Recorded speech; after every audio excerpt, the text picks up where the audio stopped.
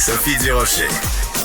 Divertissante, elle sait comment se donner en spectacle pour vous offrir la meilleure représentation.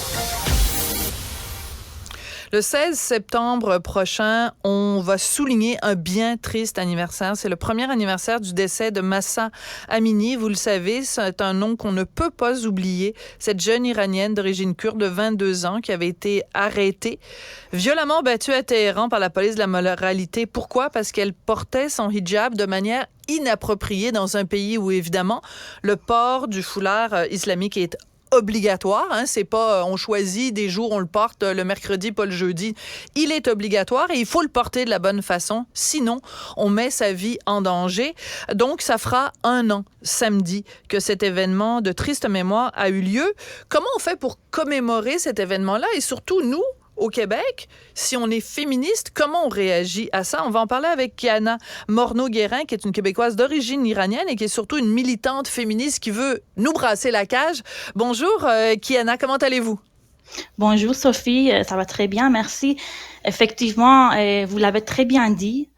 Comment on peut faire, là, il y a 1 an qui est passé, j'ai l'impression que parfois, on entend de moins en moins parler de l'Iran. Ce qui se passe, je comprends, ça fait 1 an, mais c'est quand même important de ne pas oublier que le combat en Iran, ça continue. Le combat continue, c'est toujours valide. Alors, ce qu'on pourrait demander, c'est surtout un appel aux féministes québécoises, parce que là, le 16 septembre, on va avoir des manifestations à Québec, à Montréal, et on aimerait que les citoyens, madame, monsieur, tout le monde, j'aimerais qu'ils participent, les Iraniennes, diaspora iranienne, on aimerait que les autres personnes de différentes cultures, différentes religions, on aimerait qu'ils s'intéressent à notre cause, parce que même si on parle de l'Iran, religion, c'est partout, c'est devenu un enjeu international, surtout avec l'islam et l'islam politique. On aimerait que vous intéressiez et qu'on aimerait la solidarité, c'est ça. Absolument. Donc, quand on dit les féministes québécois, mais ça inclut aussi les féministes québécois, c'est-à-dire les hommes et les femmes. Oui, les hommes, effectivement. Peu importe votre orientation de genre, peu importe votre genre, on peut être féministe, peu importe. Et ce combat-là est fondamentalement un combat féministe, puisque c'est un vêtement qui n'est porté que par les femmes et que les femmes qui refusent de le porter ou qui le portent pas comme il faut risquent leur vie ou risquent la prison, risquent le viol en prison, risquent d'être battues, etc., etc.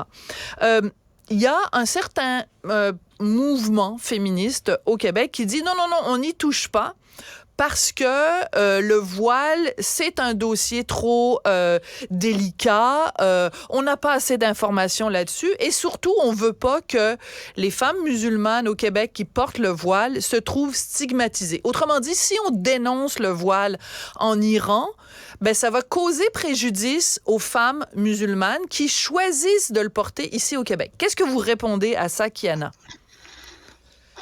Je comprends que, effectivement, moi aussi, j'ai senti ça. Je sens malaise par rapport à ce sujet-là au Québec, surtout avec loi 21, avec laïcité. D'abord, si j'étais en Iran, dans un monde idéal, si j'étais en Iran, je vous dirais que j'aimerais avoir une loi 21 pour l'Iran, parce que ce qui nous sauverait, c'est exactement ça. Et comme, c'est un petit peu comme la liberté, c'est un petit peu comme la santé, là. On va pas savoir qu'on l'a perdu. On va la perdre et après on va savoir qu'on l'avait. Je sais pas comment mieux l'expliquer. Très bien là. dit. Alors, c'est très bien dit, Kiana. Très bien dit. Alors, c'est ça. Le voile islamique, moi, je suis d'accord si quelqu'un aime, s'il y a une croyance personnelle dans son cœur pour l'islam, moi personnellement, je n'ai pas de problème avec ça. Seul problème que nous, les Iraniens, après 44 ans pour être plus spécifique, cette expérience-là, ça nous a permis de comprendre que la religion doit rester à la maison. La religion ne doit pas être dans la société, ne doit pas être dans les lois, dans les écoles, dans l'Assemblée nationale. Et là, nous, les Iraniens, la jeunesse iranienne, on est en train de payer pour une erreur qui a été faite par nos parents, nos grands-parents en 1979. Alors, voilà. C'est un peu comme ça. Pour ceux qui n'ont pas une très bonne notion d'histoire, rappelons que donc en 1979, c'est un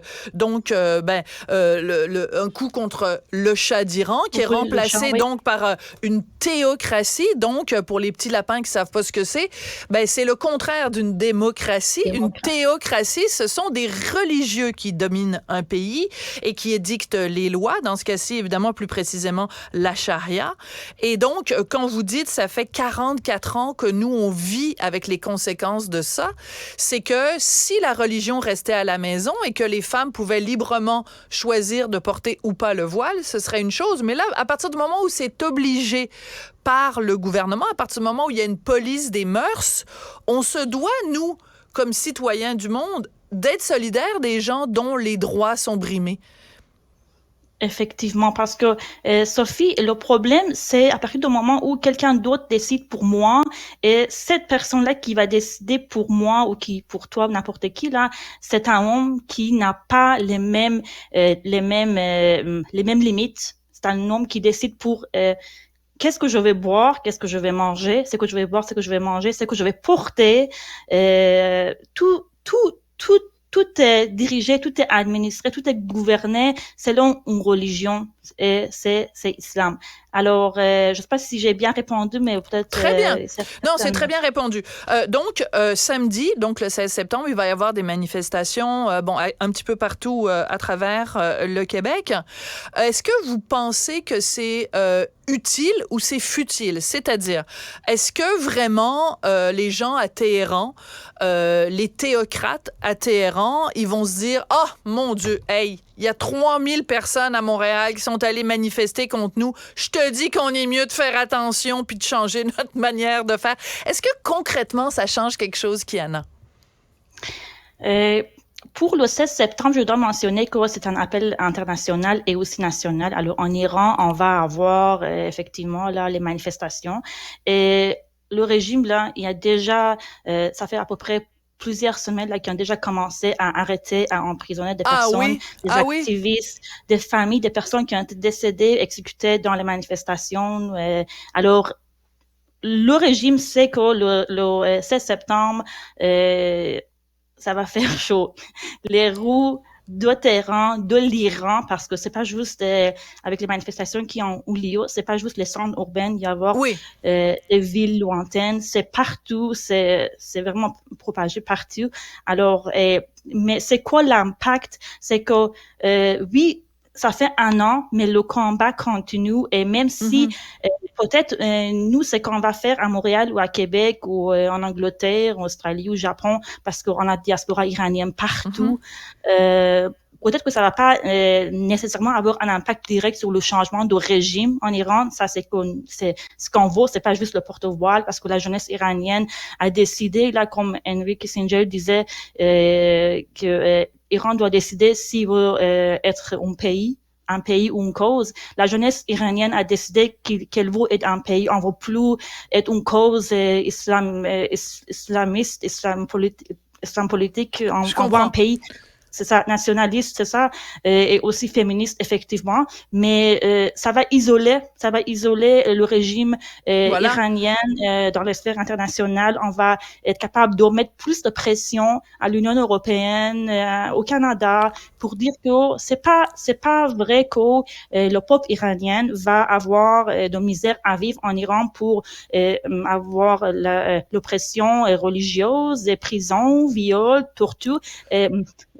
Désolée. Il faut envoyer le message. Il faut envoyer le message. Kiana Morneau-Guérin, vous êtes une Québécoise d'origine iranienne, une militante féministe et vous nous appelez surtout un mot tout simple, hein? Solidarité. Oui. Juste pour que les gens en Iran sachent qu'on ne les a pas oubliés et qu'on continue de penser à eux et à elles. Merci beaucoup, Kiana. Merci à vous. Merci, Sophie. Bonne journée.